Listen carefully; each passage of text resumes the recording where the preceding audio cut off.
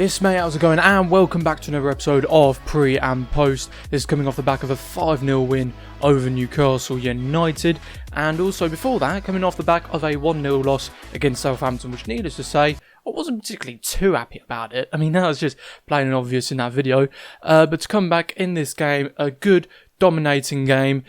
We just went to town in this match and just absolutely battered Newcastle United. It was a really good comeback as well from, I say comeback, it's a really good bounce back from when we drew 2-2 in that game. It was just end-to-end stuff, just non-stop. But this one was just pure and utter domination. And in a way, we pretty much deserved it. Putting the effort in. If you are new to the channel and you want to see more football-based videos like this, I'm not always going to be doing pre and post. And hit the subscribe button, hit the notification bell while you're at it, and drop a like if you enjoyed this and want to see more. But going into the lineup, 4-3-3 formation, pretty much the formation we have been going with. That defence on paper shouldn't have got a clean sheet, even against a team like Newcastle United, and even with how good we were, how dominant we were in the final third.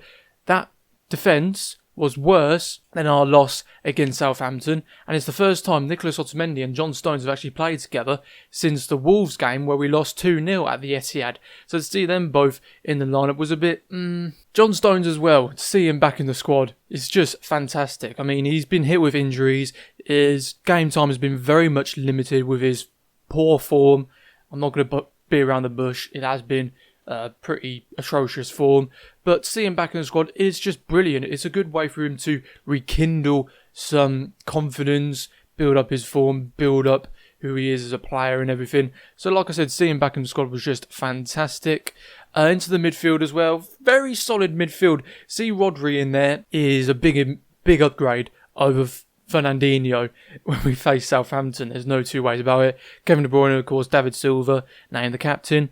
Front three, good. It's not too much different front three. I mean, so see Phil Foden on the wing, on the left wing, just shows again just how versatile he is. Well, sort of the amount of belief that Guardiola has in his versatility and putting him out on the wing as well. And it resulted absolutely brilliantly. So the first goal, it was a well-worked goal between Phil Foden, Silva, and then it was scored by Gabriel Jesus, working along on the wing. Foden passes over to Silva, Silva crosses over to Jesus, and it was a really good finish, and it ended his goal drought of 9 games, I think it is, 9 games without scoring.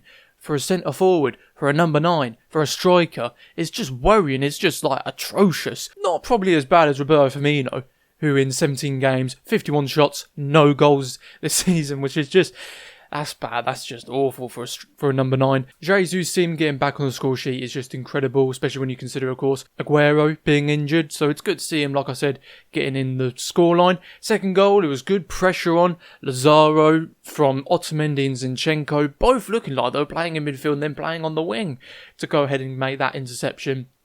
But either way, it was a really good press of the ball. It went ahead and won the ball.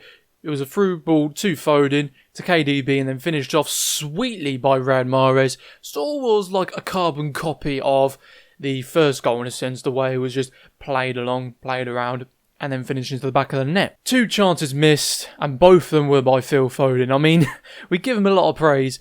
A lot of City fans give him a lot of praise, and a lot of commentators just saying, and punditry just saying how much of a quality player he is, a world-class player, and how much Guardiola has just improved him from being sort of like a shy, timid sort of player not shy, but sort of like almost a shadow of himself now. But the first chance missed, he was pressed again. Good press of the ball, as we always do, by David Silva. Foden with a 1-2 with Gabriel Jesus, and then Foden just hits it too wide, just lashes at it. It's mainly just going for power rather than placement, and to be honest, it could have been that little bit more better. Second chance that was missed was Cancelo flicked it over to De Bruyne. De Bruyne makes a good little flick over to Foden, who again misses it, hits it wide, and looking at the replay, from whatever angle you look at it, it was an easy tap-in, an absolutely easy tap-in. Like a one-legged man could have probably tapped that in. It was just atrocious. Fourth goal, free kick from David Silva, with Silva and De Bruyne on it, but it was beautifully curved in by David Silva into the back of the net. Then the fifth goal, it was a good inception by David Silva, good run by the Spaniard. He passes over to Sterling. I don't know what it is about Raheem Sterling. He's try and get his name right. Like the goal against Liverpool, he does take a heavy, awkward, I see it as like an awkward touch, but then he just slots it home and it just looks really good, the finish. But I don't know, it's just his first touch. It's just a little bit sort of, I don't like it. I don't particularly like it one bit. But you know what, it works out, so I can't really complain too much. So man of the match for David Silva, getting involved in 3 goals, 1 goal, 2 assists.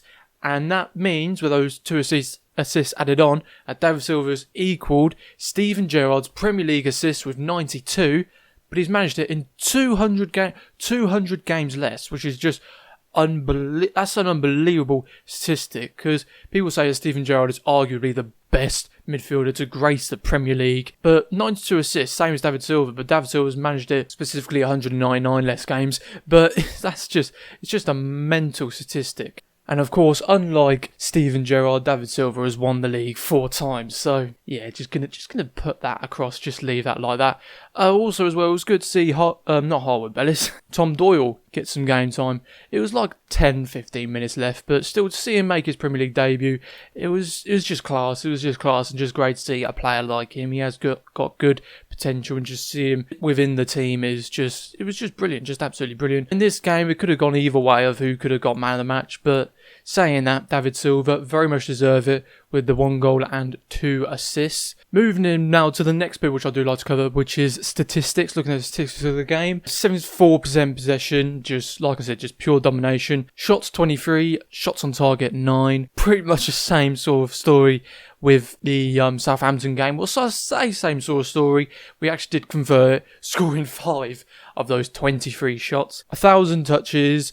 1,000 touches, like that's just crazy. Just over twice when Newcastle United had fouls. I mean, that's just something a bit worrying. It's just how much fouls we are actually conceding, and that is just sums up our season in a sense. Well, I say sum it up, it just sort of shows just how much we do struggle in that kind of sense. We need to talk a little bit more about David Silva. We talk a lot on this channel about Phil Foden in every single pre and post match. David Silva, to see him go, it's just still just doesn't seem real. It really just has not sunk in just yet. Like 10 years he has been in the club.